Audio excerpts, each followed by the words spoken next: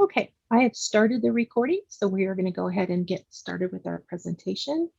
Tonight, we have successfully introducing OKRs to your team, aligning teams for greater successes.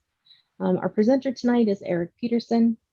Eric can tell us a little bit more about himself before we get started, and then Shruti and I are going to join the discussion near the end. So, yeah, take it away, Eric. Well, thank you so much. This is my second time to have this awesome opportunity. Anytime you can meet with a community of people outside of work that want to have another video conference, that's something special. I tell you what, we were talking just before the meeting started that it kind of feels like an extension of the workday, but yet it's still fun because you're with your community, you're with your friends, and I hope that you'll find the time that we spend together tonight interesting, and that it can be a conversation. What I'm going to share with you is my experience and relate to you some of what I've been learning around OKRs. And I've been doing this now for just over a year. So 4 different quarters of implementing this framework across multiple Agile teams. Now, my background is as a project manager. I like to say when I come to this group, I'm under a reforming program so that I can be more agile, because I really think that's where we all need to go in order to get our teams where they need to be. And the Agile framework, Scrum, Kanban, all of that, and especially the mindset, I think is really conducive to leading a flatter organization. And I think that we're all seeing that in our workplaces today. At least I'm experiencing that. So I think we covered the agenda pretty well. So we're going to take some time after each point that I'm going to present. And if there's opportunities or there's questions that come to your mind, we want to definitely engage at that point. And as we conclude the presentation, there's some collaboration that Lori and team and I did in order to help bring to life what OKRs look like in an environment I think that all of us can relate to, which is Agile Denver. The objectives that we want to cover today, I think this was in the invite, but we'll start off with an overview of the objectives and key results. And then I'm going to show you how to run a quarterly event. And that's really the purpose here. And then we'll begin to see how to translate that into what you do here in Agile Denver. So let's begin with the objective. So those of you who might not be very familiar with OKRs, I think you'll find that you are more familiar with them than you thought, because we probably do this all the time in all aspects of our life. We just haven't done it at scale. So obviously the objective is the desired outcome. The objectives that we're going to talk about here typically are time boxed either annually and then at the quarter. If you're thinking about what an example of a objective might be, well, they're not maybe as specific as you would think, but they should be inspirational, something that would move the organization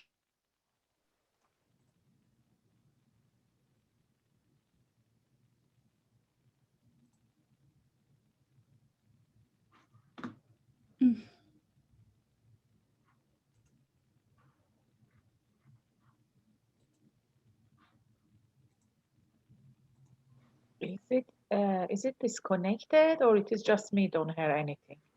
I can't hear anything either. Prayers for me. Okay, all right.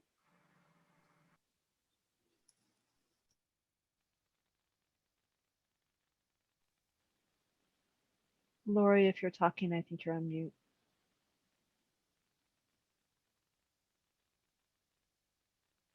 Okay, yeah, it looks like Eric got dropped, so we'll give him a second to come back. We can continue talking about objectives, what they are. One of the most important things I think that Eric mentioned is that we do like them to be inspirational. And that might be a little bit different from traditional goal setting, which is usually very kind of buttoned down. They need to be, significant and action oriented for sure. But also something that's maybe just a little bit of a stretch. When we do these types of objectives, we want it to seem right on the razor's edge of what seems possible and maybe what would be a little bit beyond that. So it's a stretch, but we also want it to be realistic, right? So that's part of the objective, creating those objectives. And then objectives can remain the same for multiple quarters, or for a time frame, and then your key results that are under that could possibly change every occasionally. So that's my kind of feeling and understanding about the objectives themselves. And here's Eric back with us, hopefully. Eric, did you make it back?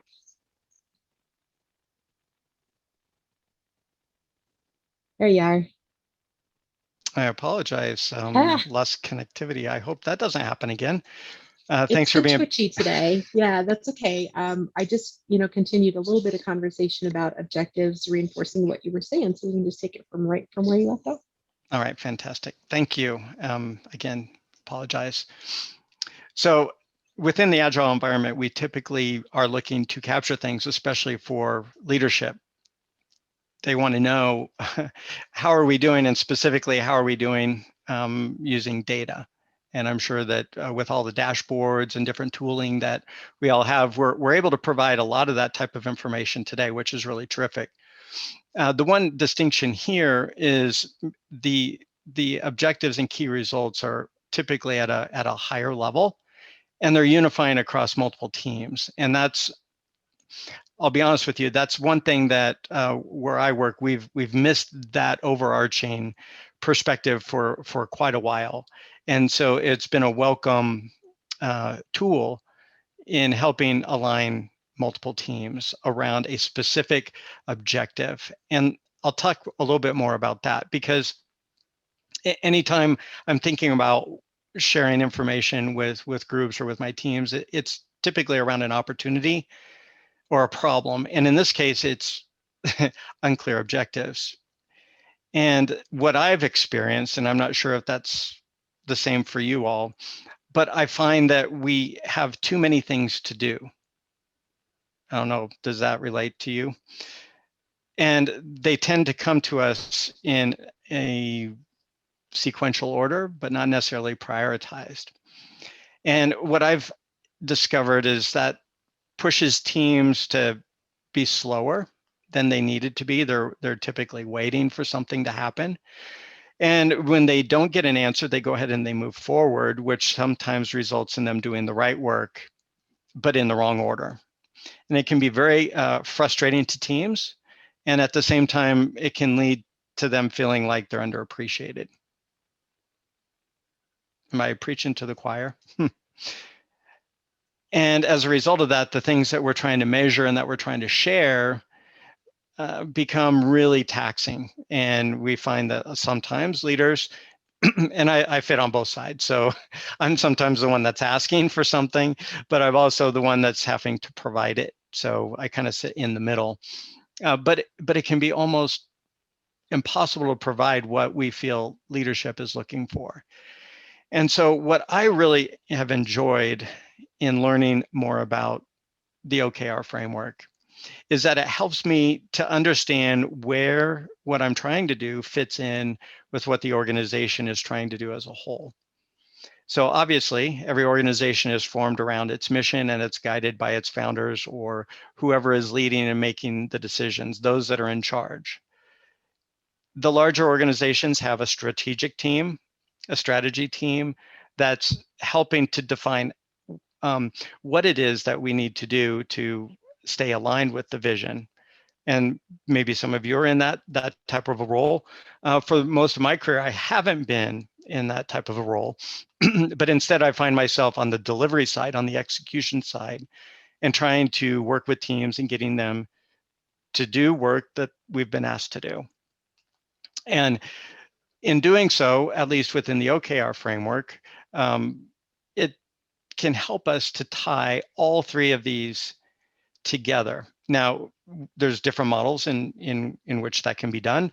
And what I'm going to share with you may be different in your organization, probably is, but here's where I see OKRs fitting in, right there in the middle, especially between the strategy and the delivery, because the strategy sometimes isn't at a level communicated to us where we can know what is actionable. It's like too high. And so we have difficulty sometimes making the work that we do fit.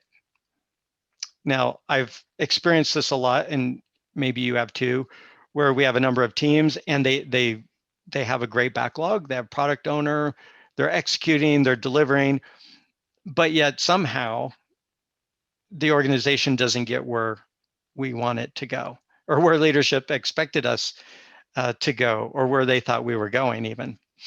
So here are 7 ways I think, and maybe you have others, or maybe you don't agree with some of these, and that's okay. But 7 ways that the OKR framework, I think, helps those in charge lead more people with less effort. The first one is that by definition, we get to learn what they think are important. We get to learn what they think is important, and they communicate that to us. And when that happens, they provide that information to us in a limited number of objectives.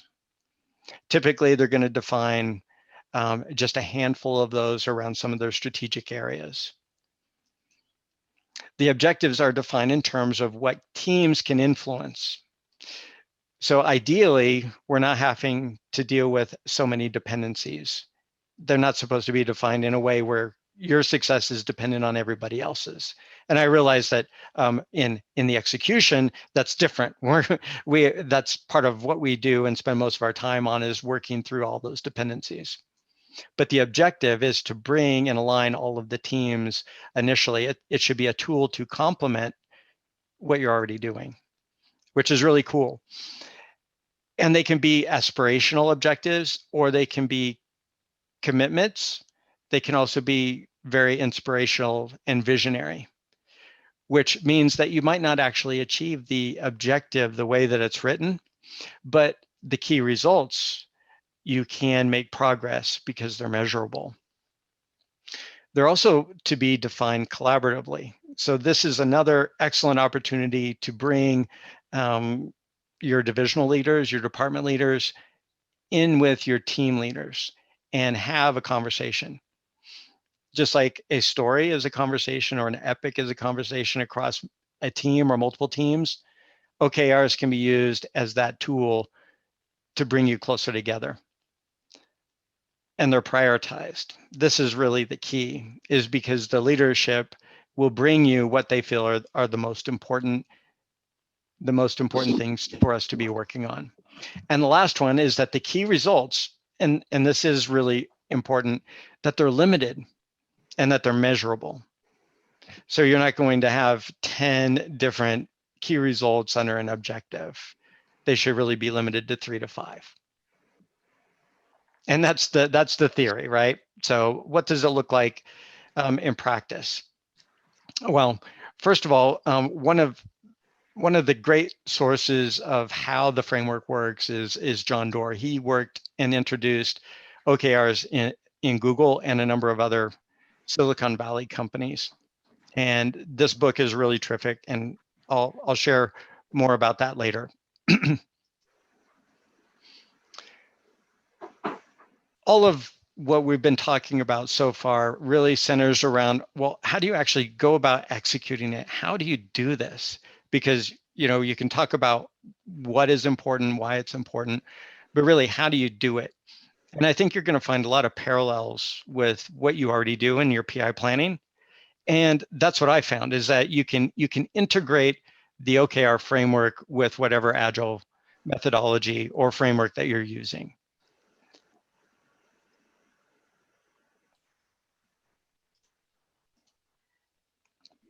So let's talk about who are the people that need to be involved.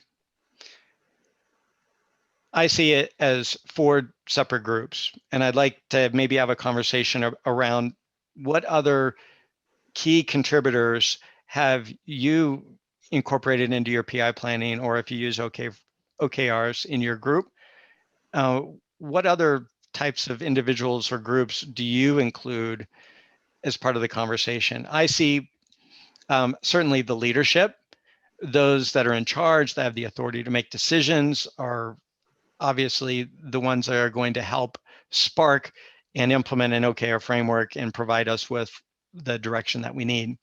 Then there's the integrators, and I really see, like, all of us, I guess I can't speak for all of us, but those are in an agile role, or a project manager, program manager. We're the people that are out there working across the teams and ensuring that work can happen and that we're removing roadblocks.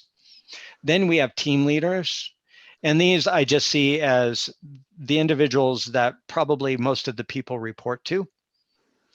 And that might be more along the lines of the hierarchy of the organization, but we really need to take them into account because it's their people that we're helping lead and support. And then, of course, there's the most important individuals that are part of this conversation, which are the team members themselves. And they're the ones that are actually doing the work and helping to achieve the objectives, and they need our help. So aside from those 4 groups, what other groups do you work with that are instrumental in helping you be successful in whatever ceremony that you run?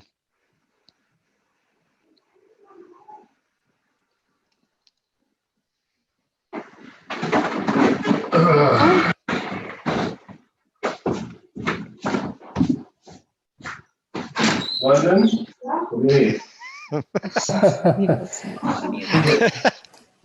I love that. I think that you know, and I didn't think about this until you just mentioned it, that maybe like representation from the client or customers is not something that we've really brought in before. But for us at Agile Denver, I think that would be members, the community members. And so we were really trying to have that happen, and those folks turned into volunteers. So sure, it's a good thing to do. Anyone else? Hey, Eric, this is Grant. One thing I just thought of here is this word stakeholder.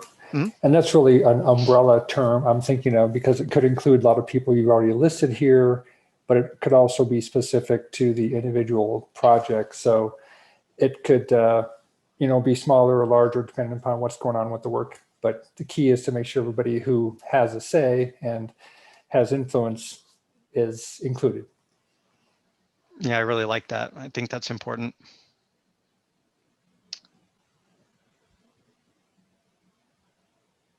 Anyone else?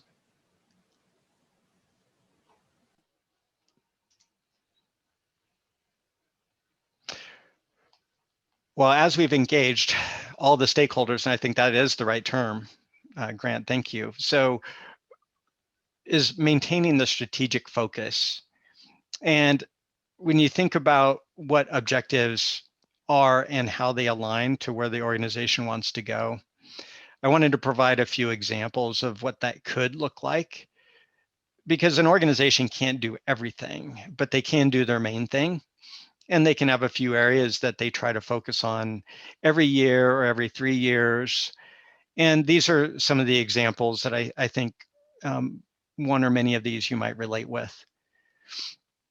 For example, if you are focused on human resources, maybe an increased overall engagement score might be something that you would want your organization to focus on. Or if you are trying to get something out the door quicker than it does today, maybe the increased speed of delivery might be a theme, so making things go faster. As we think about those, Well, what specifically do we need to do when we are thinking about planning an event to pull those people together, all the stakeholders, around those strategic themes? And here's what I do. And I think it should run very parallel to what you do for any of your PI planning. But the first thing is I'm going to meet with the influencers, focus on the organizational goals, whatever has been stated and communicated. I'm going to build a calendar to ensure that everyone knows where they're supposed to be. And then communicate. Because I believe that preparation, especially when you're talking about at the organizational level, something that's going to drive teams, multiple teams for several weeks, several months. It's going to influence the whole year, that the preparation is critical. And so when I'm thinking about meeting with the influencers, this is an area where you might consider thinking a little deeper than just getting the distribution list and sending something out to everybody, letting them know what's happening or what input that they have. Take your time, identify the people who are most influential, both within the organization hierarchically, and also those who are just influential because people follow them. This is where I think a lot of ceremonies rise and fall, is on the preparation that we spend with the people that can help us. And if you have a positional leader that can help and they're aligned with where the organization needs to go, ask for their help. They love helping. That's been my experience. Those that aren't so interested in helping, find out what is important to them and help include them in whatever way that they can help, even if it's not the way that you want them to help. There's also all of the team leaders, and some are more influential than others. Some have been with your organizations longer. Some have experiences that others respect more than others. We understand this as Agile leaders, and we need to be engaging with them in a relational way so that they can understand where you want to go. Involve them in helping lead the ceremony and preparing for the ceremony. Super important. When we don't do that, you may find yourself with barriers that you didn't anticipate.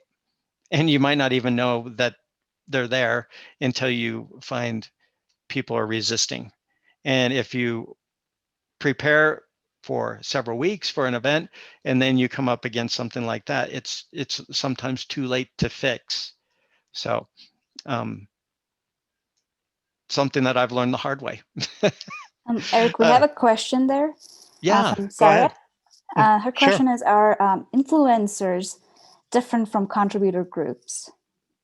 They can be. That's a great distinction. They can be, because all organizations, depending on what level of the organization that you're working with to introduce these objectives, can be very influenced by other groups outside that organization. HR is a great example of that.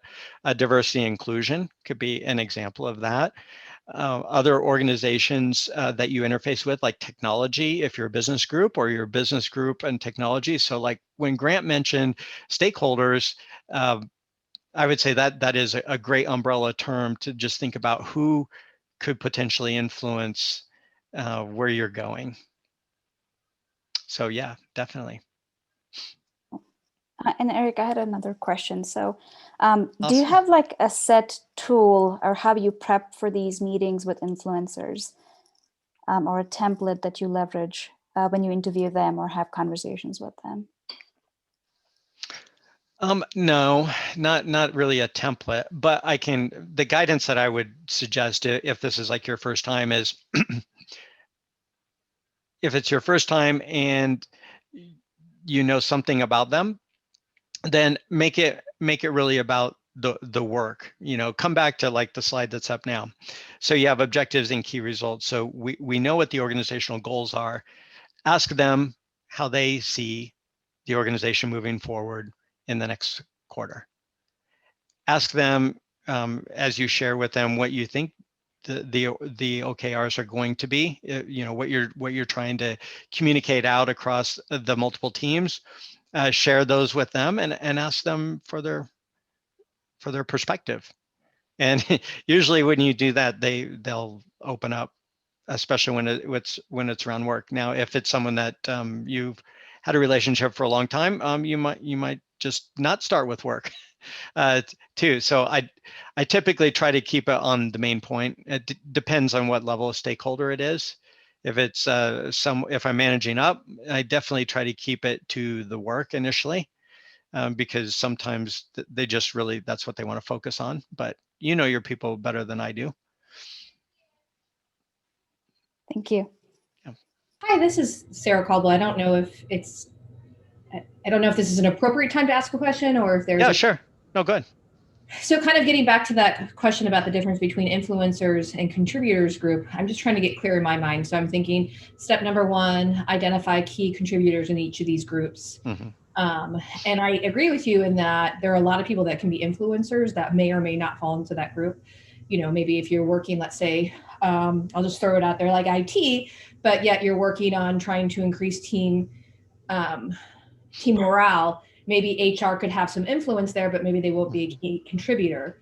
And so I'm getting a little tripped up on the words. And so I was hoping maybe you could set me straight, is that when we say in step 3, meet with influence, are we saying it's the same people in step 1? That is a great point. So the way that I see it is it's a subset of step 1. So you're going to have all of the contributors, but some of them are more influential than others. Okay, so the people that can kind of help carry that message over to the people. Yes, because what I've noticed in the way that I lead from a servant leadership perspective, I realize that not everyone's going to follow me. That's where I start. People don't always follow the one that's like in charge or the one that is supposed to be, that you think is the leader. They follow the person that they trust.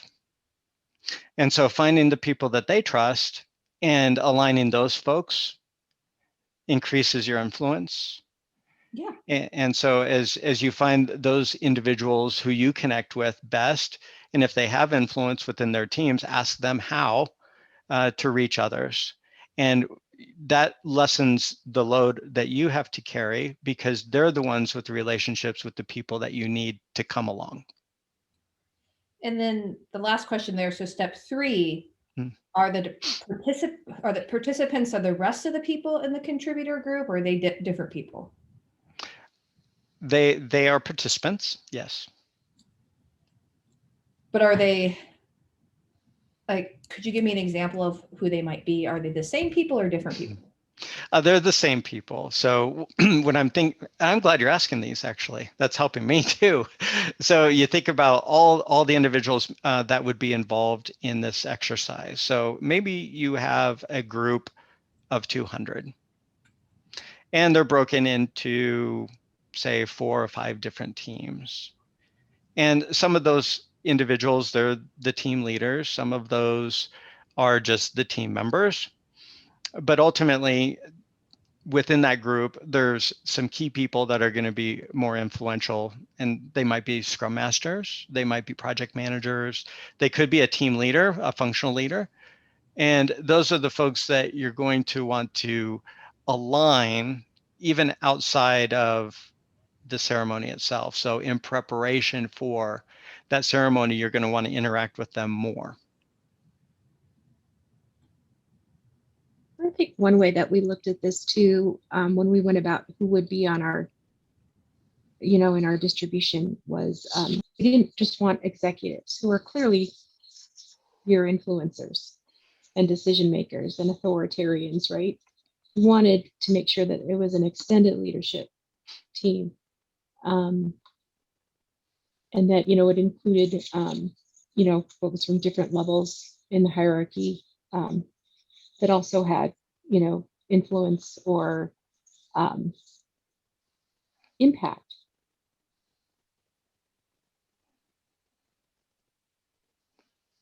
No, I think that's right. And as you have more conversations around where the organization needs to go, bringing together those formal the positional leaders with their managers, and then with their managers to their teams, and carrying that conversation along, going up and going down and going sideways takes time. I'm finding it takes even more time than what I have. And it's a continual process. It's a cycle. It's like seasons of the year that you have to think about. Okay, as you're executing, now you need to be thinking about the next, like what's next, what comes after this. And hopefully, if this is a framework that your organization adopts, they will start it from the top down. It won't succeed if it doesn't work, if it's not implemented that way. It'll have to be from the top down to give all the teams the support they need to do the things they need to do in order to be successful, just like an agile transformation. Did that help, Sarah? Or or am I have I lost myself in this somewhere? Well, I think it kind of helped. I think about it. So I have thoughts, but why don't we? I don't want to derail the conversation as a whole, and maybe there's a time after, and we can nerd out it then, because I can follow along. I just I wanted to make sure that the words weren't synonyms or they were actually different people, and I don't want to take.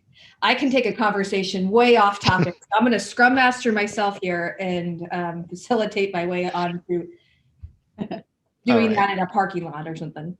Okay. Eric? Yes. Yeah.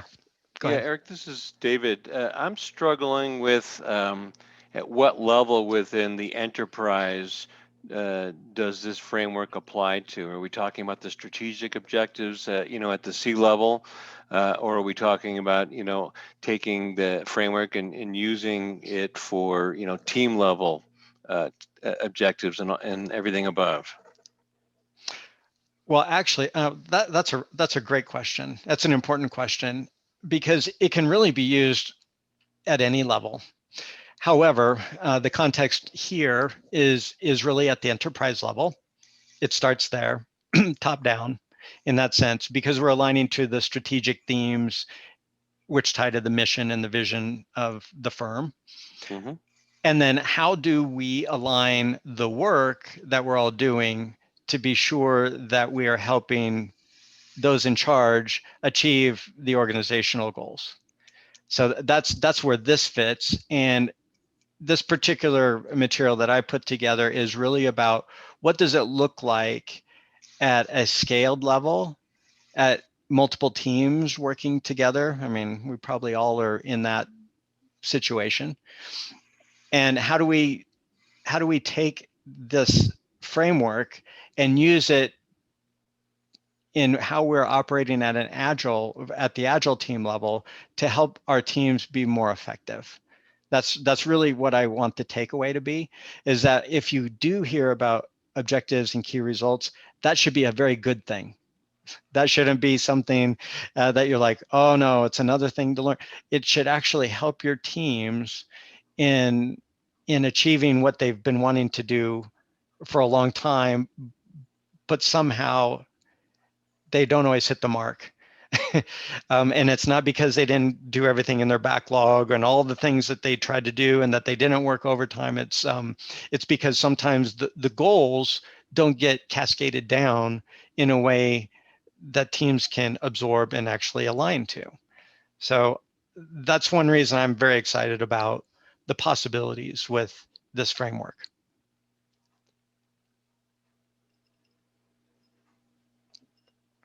That makes sense, David?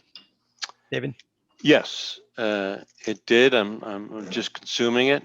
Okay. So yes. All right. Awesome. Okay. Well, let's we can keep talking. Let me just advance here just a little bit more. So something that we all do with our teams in an agile environment is you build a calendar and you have the ceremonies and all of that. I didn't have any of that when the framework was introduced to me. So I built my own. I do well with kind of knowing where I am and then knowing where I want to go. So I came up with what I'm calling an OKR ceremony cycle. So steal this if it helps, okay? And I just broke it into 3 parts that I could understand and relate. This is an ongoing cycle, so it doesn't really stop, and you can be in multiple parts at the same time. I call it review, refine, and execute. So the review part is at the end of the review period. This means when the organizational leaders have finalized where they want the organization to go. They're going to cascade out some message. We've all received these. They'll be an email, it could be a document, it could be an all hands, and they say, this is where we want to go. And sometimes that's all you hear. But with the OKR framework, you'll also have some things that are written down that potentially could be executable. You could execute them and action them. So this is where I'm saying the deliverable in this case would be the organizational objective. So you would get those in some form.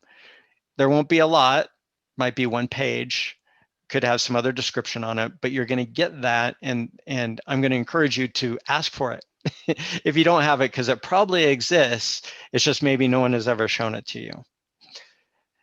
And then you're going to refine those. So that's where you start engaging with the positional leaders, like your directors or your VP level people, whoever is in charge within your area.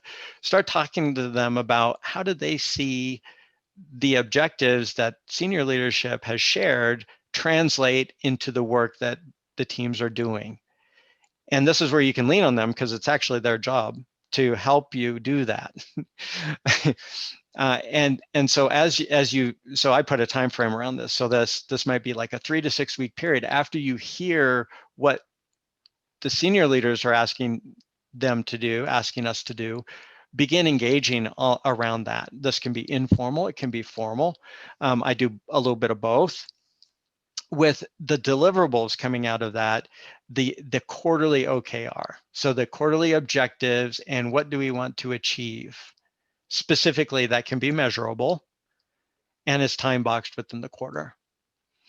And here's how it fits into the Agile world that we're more familiar with. And that is the epics that a team might undertake within the period. And if you're doing PI planning, it's probably at the quarter or whatever your release, if you have a release chain, whatever that is for you. Aligning the epics with the objectives is critical, because then you know you're fully aligned with what leadership is thinking we're doing. Because it can be different, can't it? So I use those and encourage teams to adopt the best they can KRs as their success criteria, because then that's what they're going to be measuring against, not just completing a certain part of the backlog. And then it gets into the execution. So this is the execution of the event and the follow-up that happens after the ceremony. And the ceremony in this case, you can just think of that as PI planning, because we wouldn't necessarily change PI planning if you're already scaled. All you would do is you would try to integrate in the objectives, the way that leadership has crafted them, into the work you're already doing. So it shouldn't really affect the team other than to provide them more information and align them in ways that leadership thinks we're working and how they expect reporting to come back up to them. So here the deliverables is the actual ceremony, and I'll share with you exactly what I do. And the commitments in the forms of epics and milestones that teams will go out and they do their PI planning or their quarterly planning. They come back and they share what they intend to accomplish. And then you set up check-ins.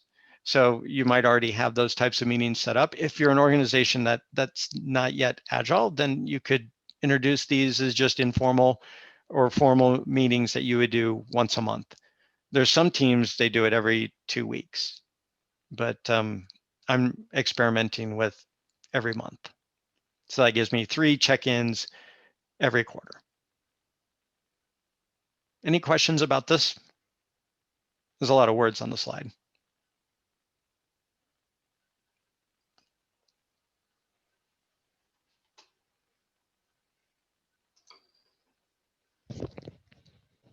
All right, well, let's talk about communication then. This is very, very important, and I can't emphasize how important it is that you prepare people for change, prepare people for what's coming, and leveraging all communication channels, both formal and informal. I've just listed the more formal ones here, and some you might not have thought of. Some I'm intending to experiment with in the next couple quarters. So probably most of you have a collaboration space, where you post things, you share things. That's a great place. Your team calendar that we talked about. Sending email, not my favorite. But there could be opportunities to disseminate information through a podcast if your organization has one, or maybe you want to start one, and that can just be something on your phone that you would record. Hey, we're doing, this is what's coming up next week, and you post that in your Slack channel or something like that, and maybe that'll capture people's interest a little bit more than the standard email communications that sometimes I have to send. Or if you do video in your organization, it might be an excellent opportunity to experiment with that too. So what are you communicating? You're communicating the dates, like anything that has to do with the cycle. Hey, be thinking about these objectives, be thinking about how you can measure them. A lot of times you can do a lot of work, but you can't demonstrate what difference did it make. So helping teams think through that, not just like KPIs, the key performance indicators that they might have on a support team, but these actual objectives that move the dial for leadership and for the teams. And the really cool thing, and I'm just thinking about this before I jumped on this call, this is an excellent opportunity for you to capture some of this information for your performance review and for your team celebrations. Why? Because these are the things that the leadership is saying that they're doing. And now you can directly tie in what the team's work is and what your role was in helping those leaders achieve their goals. And there's nothing more influential to a leader than when somebody is actually helping them do their job and be successful. So we build a checklist. Probably all pretty good about doing these types of things, but what would be on a checklist? And we'll go through this, I think, with the case study in more details, but you can read what I have here. I guess I would just point a couple of things. This is really around the ceremony, the event itself. So I typically schedule these about 4 to 6 weeks out, so we reserve the time on people's calendars. Some people are super busy or really have trouble with their calendars. In particular, if you're going to be traveling someplace, you might need more time. So send out placeholder invites way ahead, and then provide more information as you learn more. I typically target 2 days, and I'll share with you exactly what's in each day. Should be very familiar to you if you're already doing scaling. Pull together all the materials, establish your agenda, organize your content. And one thing I'll just note here is if you don't do this, build a survey. And build a survey that you can use every time that you meet with your teams, so that you can have a point of reference, maybe a baseline, and then a time series to show how are you doing versus what you did last time, and see if the feedback that you gather is consistent and or maybe it's different. If they like what you're doing or they don't like it, what aren't they liking? So I've found that to be very valuable. Any questions on step 3 or 4? We're about to enter the actual event orchestration, day 1. Eric, I have a quick question. So when we're talking about organizing content, are we referring to the quarterly objectives, or is it something else, more detailed epics that's required for quarterly planning event like PI planning? That is an important question. So the content that I'm thinking about here has to do with presenting the objectives in a way that everyone that's participating can consume. And so typically I put together information around how the organization functions, how it works together. So like whichever teams are involved, I might have some diagrams around how do the teams relate to each other, how are they going to be contributing to the objective. And all of this is part of the pre-work in the interviewing and pulling people together to know what do they think they're going to do, because as part of the event, I on purpose have whoever the most senior leader is that's involved and responsible speak during the event. I also have those people that report to them or those that are in positional leadership roles also speak about what they are going to commit to. I don't wait till the end. I have them talk about what the objectives are for the organization for the quarter and how that fits into what they intend to do for the year. And that's something I haven't had the ability to do before, because all I had was a product that we were building with a backlog that was prioritized and a product owner who had lots of goals and a vision around what they wanted to achieve. However, without understanding what other products that these teams were building, building capabilities for, and what priorities one product might have over another, it was very, very difficult. And so you'd have all of these fragmented discussions, and teams were delivering, but not necessarily a way to pull them together to help them align themselves. And so what I do with the agenda itself is I present the content in context with what the most senior leadership at the EVP level are asking us to do, down to the senior level, down to the organization, so that individuals who aren't exposed to it, it's like a primer, or kind of giving them a quick overview of, okay, where are we and why do I care about this? Because a lot of what I found is, and I was a developer a long time ago, but I didn't understand, honestly, where the work that I did fit into anything else. And so I remember that, and remember how hard that was for me. I didn't know that what I was doing made a difference. Anytime I think like an Agile leader has an opportunity to share context with their teams and with their leadership, they should. And this is a perfect opportunity because you're going to be the orchestrator typically. And so the content that you choose should fit the narrative that the senior leaders have already provided. So within that framework, so it makes sense. But then you can also begin to share some of the Agile mindset, which is really important. We all need that. You can share a little bit about servant leadership and how people should help each other and serve each other. Also really important if you have an Agile team, and they definitely relate to that, but really important how the work that they're doing is making a difference and what success will ultimately look like at the end of the quarter. Try to paint that picture for them. And so when I think about the content that I'm going to present, I want to orchestrate an event that when people come into it, they understand why they're there, how what they're doing is contributing to the whole. And when we leave, that everybody knows that everyone else is helping and available to help them. Absolutely.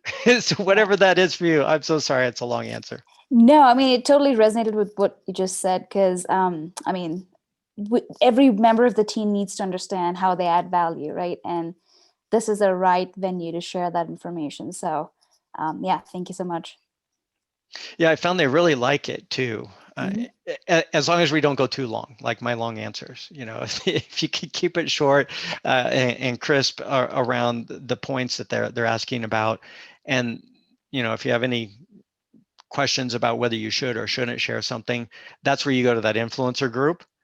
And if you've already had these conversations with them, you already know they're on board. So now they're just looking for somebody to amplify the things that they've been wanting to share. And it's not on here, but one of the things I try to do is, if you're delivering technology, you typically have architects that are around, or solution architects, or those folks who don't necessarily have people that report to them, but I try to involve them too, because they a lot of times don't get as much credit as they would like, or enough visibility as they would like. If there's individuals like that out there, and it's relevant, it might be an opportunity to feature them in an event like this. It's low risk to you, high benefit to all the teams, especially if they're introducing something that they're going to be seeing, but they would have no opportunity to see it unless you made that available. Sorry Yep, for the Totally. tangent. No, that was super helpful. Yeah, and thanks for sharing these details like from your experience. It's super helpful. So what does the event actually look like? I try to do it over 2 days, 6 hours a day. I don't try to overtax the team. Different than PI planning in the sense of I'm not pushing them to get, the 2 or 3 sprints of work into the backlog. I'm assuming they already have a lot of that already there. Most do, some don't. My position is I just want to help every team get further faster in however they decide that they're going to work. Ultimately, they're accountable for the work. They're all professionals. Sometimes I can go back into my project manager day, which I still am, but I have a tendency to want to micromanage. I don't know if anyone's ever felt that way before, but there's something wrong with me. I'm still working on that agile mindset and empowering people and giving them the autonomy they need to do the work that they can do. But here's what I do in order to set up our teams for success, and the results of what we're seeing is showing it.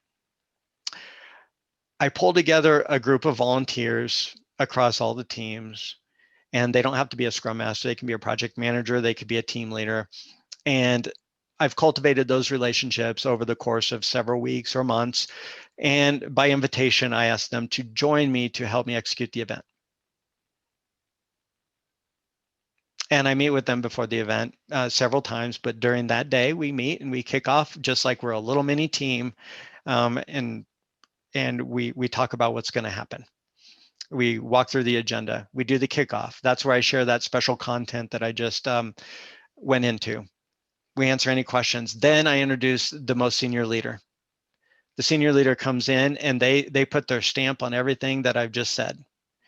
And they set the ground, they reinforce the ground rules, and because they're there and because they're listening, and because they might go longer than 15 minutes, they'll take questions if there's any questions. But now you have full attention of everyone in the room, whether that's in person or right now it's all virtual. Then we go through the OKRs. And I have that most senior leaders, people, their direct reports do that in front of them. I do it on purpose because number one, I want them to have the responsibility and the accountability to their leader, and I want their leader to see how great they do. And they do a remarkable job because I prepare them to do that. So all of the stuff that we're going to present, they wrote it pretty much, and I just position them to be successful. Then we have a special session. So this is where you might have your architect or something, some content that you want to share, that this is the time where you could share something new. Probably shouldn't be a long time, and it has to be super relevant to what the team's going to work on in the quarter. But that you should take an opportunity to do that, and plus it mixes things up. Then we get into what I call just the tactical instructions, and this in our case is around tooling. So if you use Jira or some product like that to help organize things, that's where we come in, and I have the expert, whoever that is, usually get a volunteer, and they'll come in and they'll share with the team how to link everything and set things up and what the expectations are. I try to have many players. I don't really want it to be me, although it was me probably at first, but I want to have as many people who want to be involved and take ownership. Then we do breakouts. Am I involved in those? Maybe not, but I have that whole coordinator group I just met with at the beginning of the day helping me. and then I help them. So whatever is needed is what I do.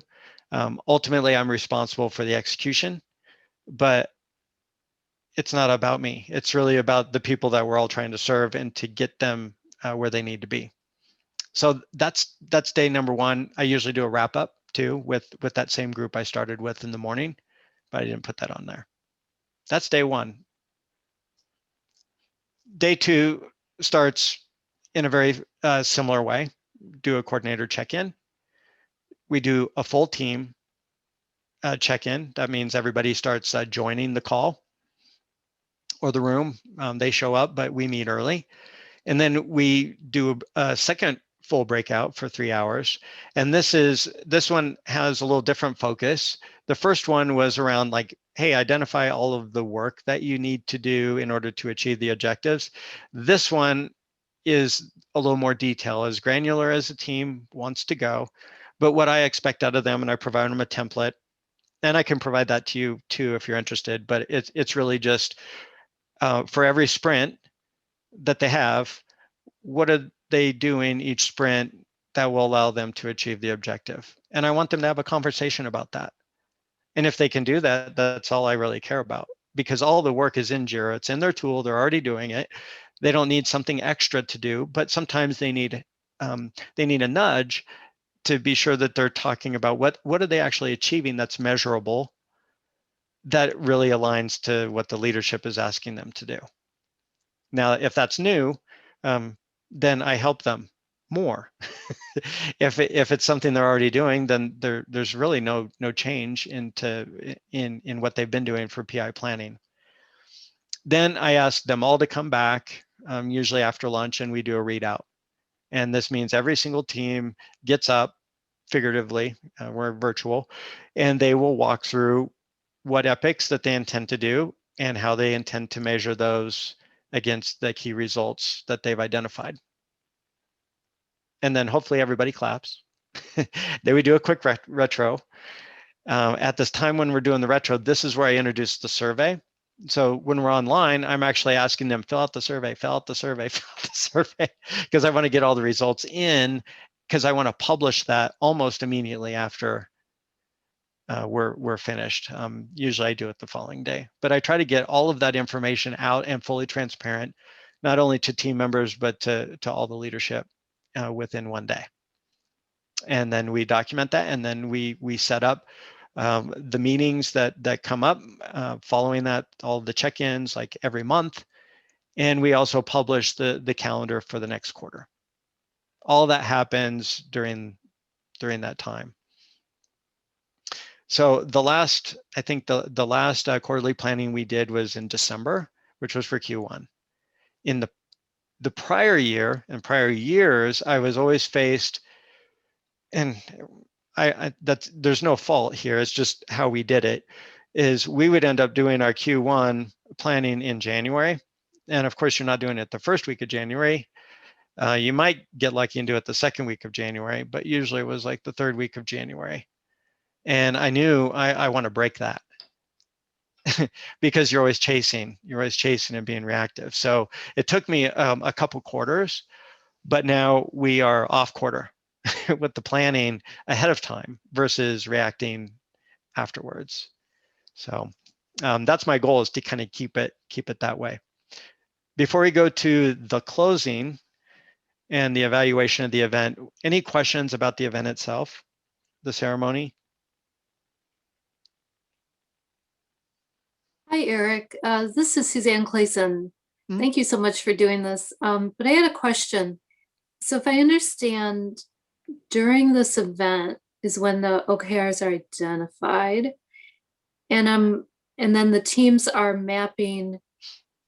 I guess what I'm trying to understand is what inputs do the teams have during this event that helps them to figure out how they can move the needles on the key results? So how do they know, sitting in this room, that if we do X, we will have Y result? That's a good question. But let me back up and just remind us that the conversation started during the preparation. And so this conversation around the objectives and the key results has been going on now probably for 6 weeks leading up to this activity. Okay. So as they're coming in, it might not be the team might be newly exposed to some of this, but their leaders and their supervisors would have been having this conversation for quite some time. And what they will be working on should not be new because they're already doing it. And so really what we're talking about is refining what they already were intending to do, probably things that are already in their backlog, and having a conversation around how does this work that we know we need to do achieve or align to what leadership is expecting. And having something that's tangible to tie back to can be very empowering to a team because now they know exactly that's what they're supposed to do also. Now it's just how do they measure it? Okay, thank you. You're welcome. Anyone else? I just wanted to add a comment. I know my team usually gets confused that they're like with key results and task. And the key results are like your goal and your task is how you do them. And you can always change the task that you're doing, but your key results should remain the same throughout the quarter. So they might not know in that meeting how they're going to get to that key result, but they know that that's what their goal is. So the task can change throughout the quarter. They might go down one path, to increasing, retention or something, and then realize that doesn't work, and they can pivot, but their goal is still to increase retention. That's right. Yeah, I'm not going to get into all the different nuances of, and even the measurement of how do teams, how do they actually rate their progress. That's a whole nother separate topic, and I'm a lot of different perspectives on that. But I really like what you shared there, because the objectives and key results are meant to be flexible, and you should change them if they don't make sense. It should be a conversation around that, but yeah, likely where you start isn't. Things do change, even where I work quite a bit.